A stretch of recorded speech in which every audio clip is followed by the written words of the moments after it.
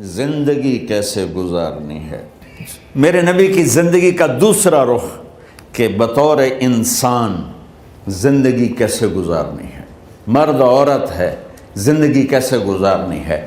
پہلا رشتہ جو قائم ہوا دنیا میں وہ ہے خامد اور بیوی، حضرت آدم اور حوا کا نکاح ہوا۔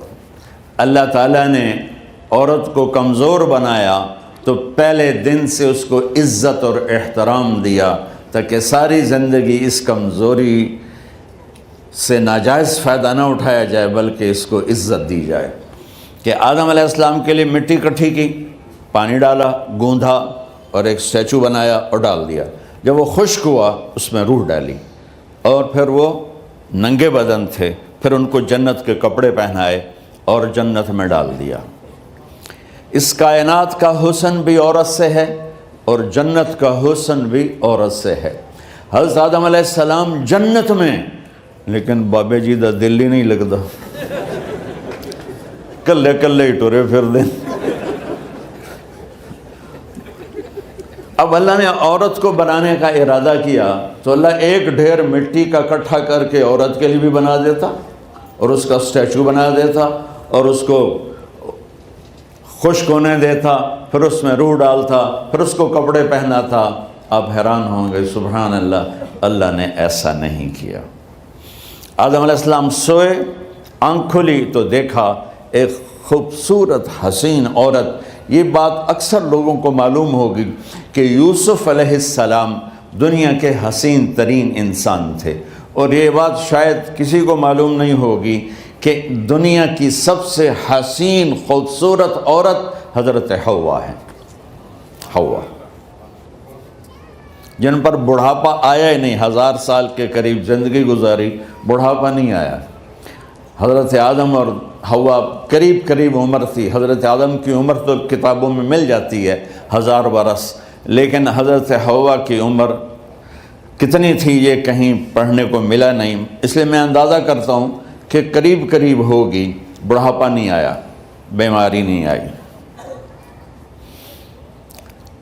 اور حضرت حوا کو مینسز بھی نہیں آتے تھے۔ یہ عجیب بات آپ کو بتاؤں، اللہ نے اتنا جنت کا ان کے اندر نمونہ رکھا۔ تو جب حضرت آدم کی آنکھ کھلی تو دیکھا ایک حسن کا پیکر، انہوں نے تو جنت ہی بھول گئی۔ کہنے لگے یا اللہ ہن دل ٹھریا جا کے، یا اللہ کون ہے؟ کہ تیری بیگم۔ کہ واہ جی واہ، موجاں ہی موجاں۔ تو اللہ تعالیٰ نے نکاح پڑھایا۔ سبحان اللہ، اپنے نبی کی شان دوبارہ سنو۔ تو اللہ نے کہا آدم اپنی بیگم کا مہر ادا کرو۔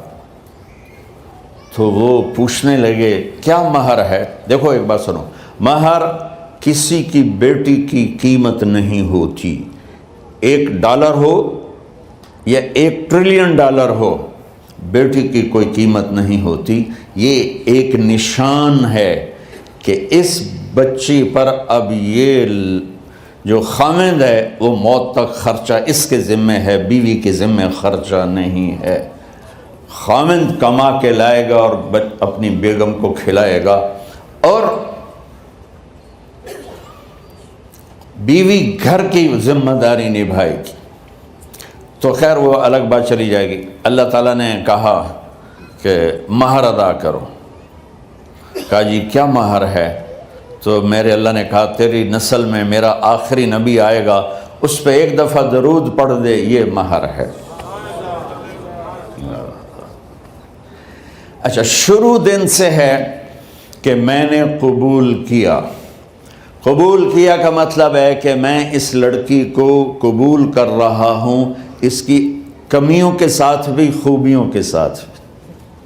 اور جب لڑکی کہتی ہے سائن کرنا قبول کیا ہے، یا زبان سے کہے قبول کیا ہے، تو یہ اس بات کی گارنٹی ہے کہ میں نے اپنے اس لڑکے کو خامد ہونے کے طور پہ قبول کیا، اس کی کمیوں کے ساتھ بھی، اس کی خوبیوں کے ساتھ بھی۔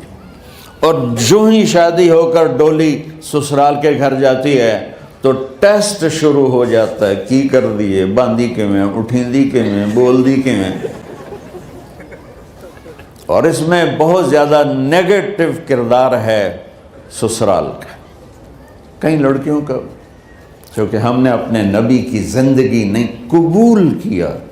یہ واجب ہے کہنا قبول کیا، کہ جس میں پیغام ہے کہ اب میں اس کی میں کوئی کمی ہے وہ بھی قبول کروں گی، کوئی خوبی ہے تو سر ماتھے پر، اور لڑکا کہتا ہے کہ میں اسے قبول کرتا ہوں، اس کی خوبیوں کے ساتھ بھی کمیوں کے ساتھ بھی۔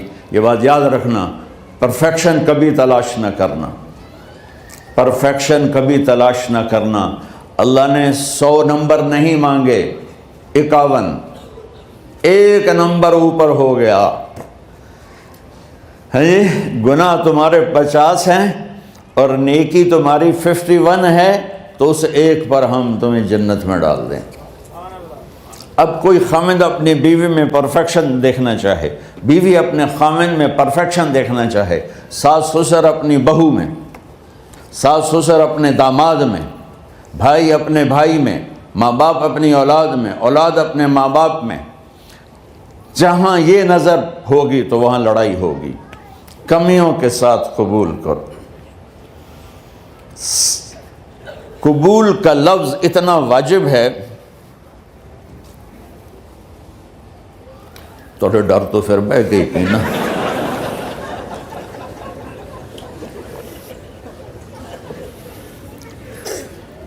قبول کا لفظ اتنا ضروری ہے کہ اس کے بغیر نکاح ہی نہیں ہوتا۔ میں یہ کئی جگہ لطیفہ سنا چکا ہوں، اور واقعی قصہ بھی ہے، ایسے لطیفہ نہیں ہے۔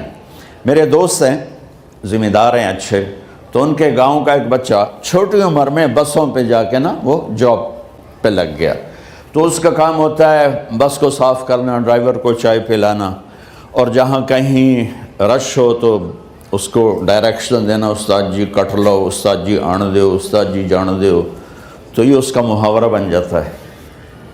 اب اس کا نکاح ہوا تو مولانا صاحب نے کہا بھائی عبد الرحمن، میں فرضی نام لے رہا ہوں، نام مجھے اس کا یاد نہیں، عبد الرحمن زینب بنت اسلم نو تیرے نکاح دیتا 500 مہر تو قبول کیتا؟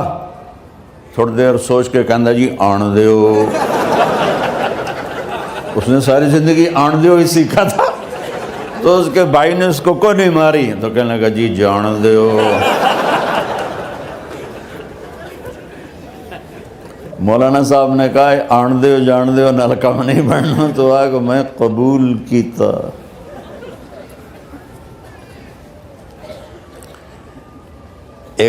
یہ بھی صحیح واقعہ سنا رہا ہوں۔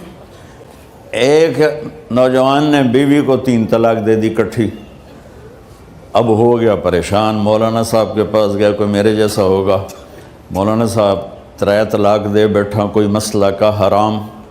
کہا جی کوئی رستہ حرام، کوئی گنجائش حرام۔ اس نے جیب سے موٹا سا لفافہ نکالا اور مولانا کے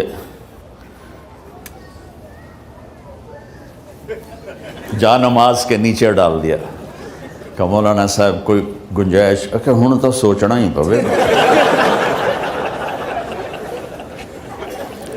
کی آکھیا یہ تو اپنی بیگم نو؟ اس آکھیا جی میں آکھیا ہی 3 طلاق، اس آکھیا مبارک ہوئے طلاق نہیں ہوئی۔ میں آکھیا جی او کیویں؟ آکھے او جڑا یہ طلاق ہے عربی دا لفظ، اس سے چاکھنا پمدا ہے طلاق۔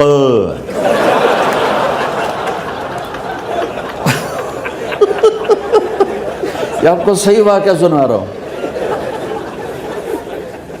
تو تم نے تو چھوٹے کاف کے ساتھ کہا ہے طلاق، او کاف تا کتے آلا ہے، موجاں کر، ایک لفافہ ہو راوے تو چاہے ساری زندگی دا حلال کر دے۔ لفظ قبول اتنا ضروری ہے۔ تو میرے نبی نے 11 شادیاں کی، اللہ کی قسم شوق کی نہیں تھی۔ ما تزوجت وما زوجت الا بوحی من السماء نزل به جبریل، کہ لوگوں سن لو میری بات غور سے، مجھے عورت کی کوئی رغبت نہیں ہے، میں نے جہاں شادی کی، جہاں بیٹی کی شادی کی، پہلے اللہ نے آسمان سے جبریل بھیج کے حکم دیا، پھر میں نے قدم اٹھایا۔ تو پہلا رشتہ خامند اور بیوی ہے جو اس کائنات میں جڑتا ہے، یہ دنیا کا سارے رشتوں میں نمبر 1 رشتہ ہے، سب سے خوبصورت رشتہ ہے، سب سے اہم رشتہ ہے، سب سے بڑا رشتہ ہے۔ والدین کے لیے چند آیات ہیں، اولاد کے لیے چند آیات ہیں، بہن بھائیوں کے لیے چند آیات ہیں، خاوند اور بیوی کے لیے سینکڑوں آیات ہیں، سینکڑوں۔ تو اگر آپ اپنے گھروں میں کامیابی دیکھنا چاہتے ہو، اپنے گھر کو ہاؤس کی بجائے ہوم دیکھنا چاہتے ہو، خوشی کا اگر آپ اسے گہوارہ بنانا چاہتے ہو، اللہ کی قسم ڈگریوں سے نہیں ہوگا، محبت سے ہوگا۔ میرے نبی سے پوچھا گیا یا رسول اللہ اسلام کا سب سے مضبوط عمل، نہیں، میرے نبی نے سوال کیا، بولو بھائی اسلام کا سب سے مضبوط عمل کیا ہے؟ صحابہ نے کہا نماز۔ نہیں، سبحان اللہ، ابھی میں نماز کی کتنی اہمیت بتا چکا ہوں۔ انہوں نے عرض کیا جہاد، آپ نے فرمایا نہیں۔ تو صحابہ نے عرض کیا روزہ، آپ نے فرمایا نہیں۔ اللہ اکبر۔ کہ یا رسول اللہ حج، آپ نے فرمایا نہیں۔ تو سارے صحابہ حیران ہو گئے، یا رسول اللہ نماز، جہاد، روزہ، حج، تو پھر کیا ہے؟ اب سننا سارے بہن بھائی، مستورات، بچے بچیاں، آپ نے فرمایا اسلام کا سب سے مضبوط اور بڑا عمل ہے آپس میں اللہ کے لیے محبت کرنا۔ اگر آپ اپنے گھروں میں حسن دیکھنا چاہتے ہو تو ایک دوسرے سے محبت کرو، اظہار محبت کرو، اور محبت کے پیدا ہونے کے لیے بہت ساری چیزیں ہیں، لپیٹ کے 2 میں کر لیتا ہوں، 2 میں۔ بیوی کی خوبی دیکھو، کمی نہ دیکھو، خاوند کی خوبی دیکھو، کمی نہ دیکھو، پہلی بات۔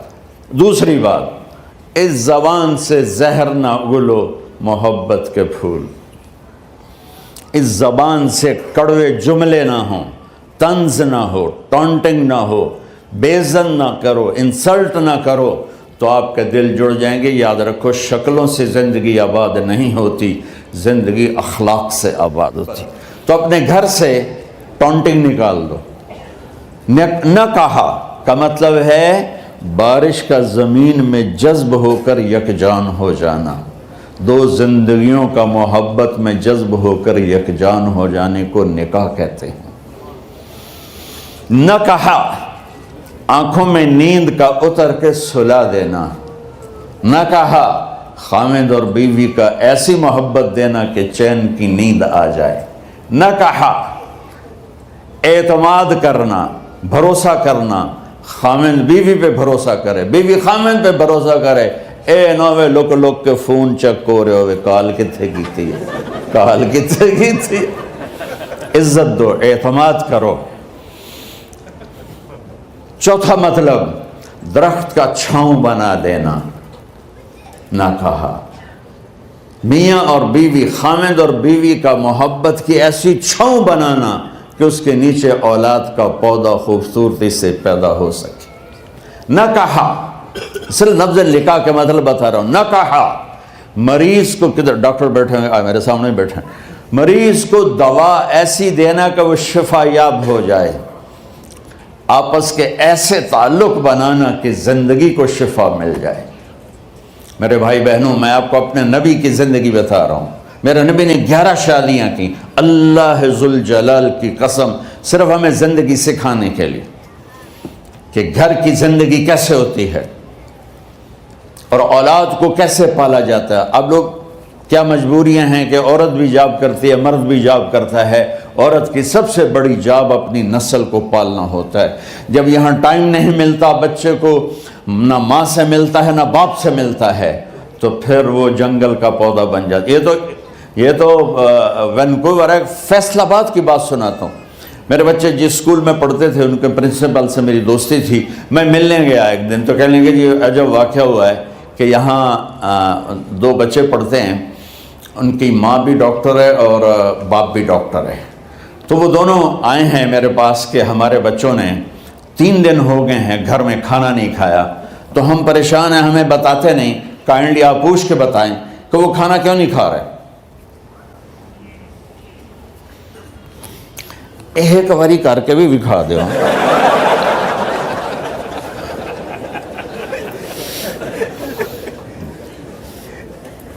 ہمارا دین اتنا خشک نہیں، ہمارے مولوی صاحبان نے زیادہ خشک بنا دیا. تو انہوں نے دونوں بچوں کو بلایا. سننا، سارے فیملیز بیٹھے ہو جہاں میں فیملی کی زندگی کو فوکس کر کے نبی سے جوڑ کے بتا رہا ہوں، طارق جمیل کے تجربے نہیں بتا رہا. دونوں بچوں کو بلایا. بیٹا آپ کھانے کو نہیں کھا رہے؟ کہا جی ہم اپنے ممی اور بابا کے سامنے نہیں بتائیں گے. تو انہوں نے دونوں کو باہر بٹھا دیا. پھر پوچھا اب بتاؤ کیا مسئلہ ہے؟ ان کا سر ہم صبح جب ناشتہ کرتے ہیں تو ہمارے ممی ڈیڈی سو رہے ہوتے ہیں، ہماری ان سے ملاقات نہیں ہوتی. جب ہم اسکول سے واپس آتے ہیں تو ممی ڈیڈی اپنے میڈیکل کالج میں ہوتے ہیں، ہاسپٹل میں ہوتے ہیں، تو ہمیں ان کو دیکھنے کا موقع نہیں ملتا. شام کو جب ہم کھانا کھاتے ہیں تو یہ دونوں اپنے پرائیویٹ کلینک میں ہوتے ہیں تو ہم ان کو دیکھ نہیں پاتے. پورا ہفتہ گزر جاتا ہے، ہمیں ماں باپ کی شکل نظر نہیں آتی. تو ہم نے سٹرائک کی ہے کہ ایسے ماں باپ کی روٹی کیا کھانی جو اپنی شکل بھی نہ دکھا سکیں. تو اس لیے ہم نے کہا ہم نے بائیکاٹ کیا ہے، گھر میں نہیں کھانا ہے. تو ایسی لائف مت بناؤ. یہاں ایک بہت بڑا چکر شیطان دیتا ہے، بڑی گاڑی لے لو، $100 کی قسط تو ہے، اور بڑا گھر لے لو، $200 یا $100 کی قسط تو ہے. پھر میاں بھی کام کرے، بیوی بھی کام کرے، جو کہ بڑا گھر باقی رہے، تو خوشیاں تو مٹ گئیں. جو ڈبل جاب کرے گا، پھر ڈبل جاب کرتے ہیں. ڈبل جاب کرنے والا بیچارہ تھکا ہوا ذہن لے کے آتا ہے، وہ کیسے ٹائم دے گا اپنے بچوں کو خوشی کے ساتھ؟ جو ماں جاب کر کے آئے گی پھر کھانا پکائے گی،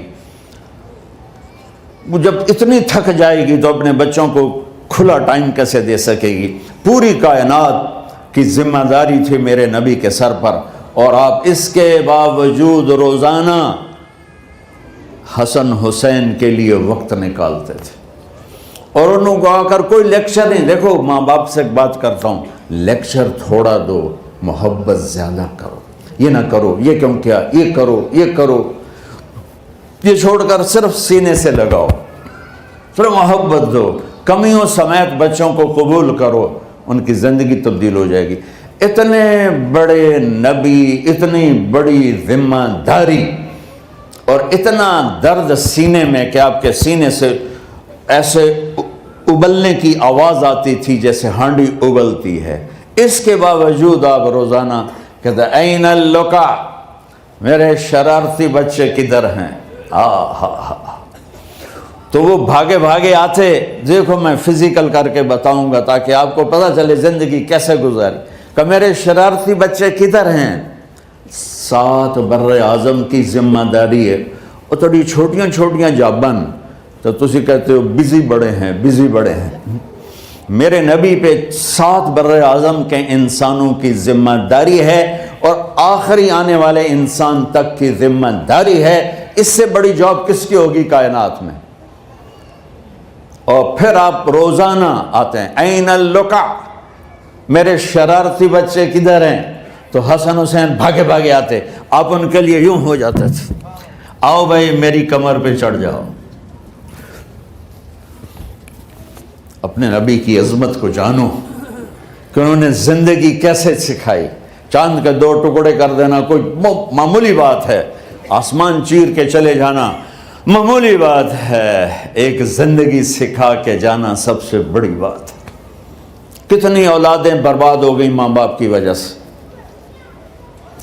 کتنے گھر اجڑ گئے ساس سسر کی وجہ سے، کتنے گھر اجڑ گئے لڑکی کے بدتمیز ہونے کی وجہ سے، کتنے گھر اجڑ گئے لڑکے کے شرابی اور باہر کی گندگی کی وجہ سے. زندگی سیکھو. یہ اتنے بڑے نبی ہو کر آپ یوں ہو رہے ہیں جیسے میں نے آپ کو کر کے دکھایا. دونوں کو اوپر بٹھا لیتے اور کمرے میں چکر لگاتے تھے، پھر یوں کر کے پوچھتے تمہارا اونٹ کیسا ہے؟ سوال.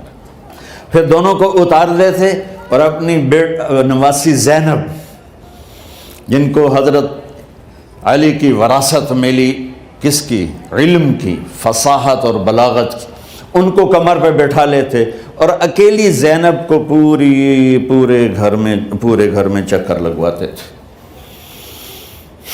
اور بھی دکھ ہیں زمانے میں محبت کے سوا، راحتیں اور بھی ہیں وصل کی راحت کے سوا، کیا صرف کمانا ہی کام ہے؟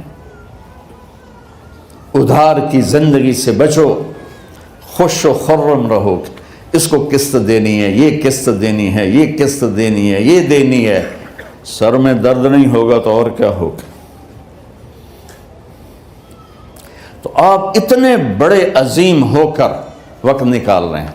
اور حضرت ابو ہریرہ فرماتے ہیں میری آنکھوں نے دیکھنا سارے کہ آپ نے کبھی حسن کبھی حسین یہاں جیسے مائیں کرتی ہیں ادھر کھڑا کیا ہوا ہے اور جھولا جھولا رہے ہیں ایسے، اور ان کے دونوں ہاتھ پکڑ کر کہہ رہے ہیں آ جاؤ، اوپر آ جاؤ، اوپر آ جاؤ، آگے پہاڑی ہے، اوپر آ جاؤ، آگے پہاڑی ہے۔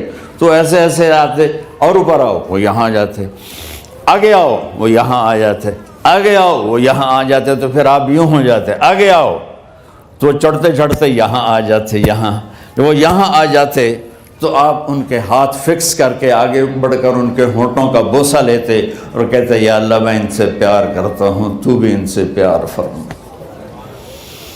بھائیو اللہ کی قسم، پیسے سونے چاندی سے زندگی میں خوبصورتی نہیں آتی، نبی کی غلامی سے زندگی میں خوبصورتی آتی ہے۔ اتنے بڑے نبی ہیں اور حضرت عائشہ سے کہہ رہے ہیں دوڑ لگائیں۔ یہاں کسی مولانا سے پوچھو اپنی بیوی سے کبھی کہا اس نے کہ دوڑ لگائیں؟ الٹا سوٹا لے آتے کھلو جاوے گا۔ عائشہ دوڑ لگائیں، اور واپسی کہاں سے ہو رہی ہے؟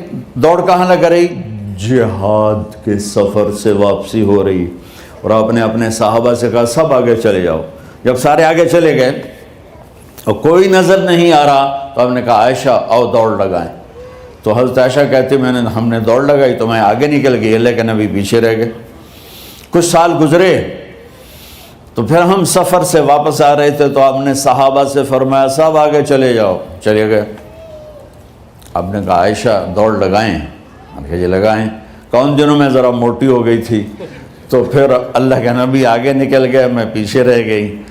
تو آپ نے کہا عائشہ ہذہ بتلک، آج تو اور میں برابر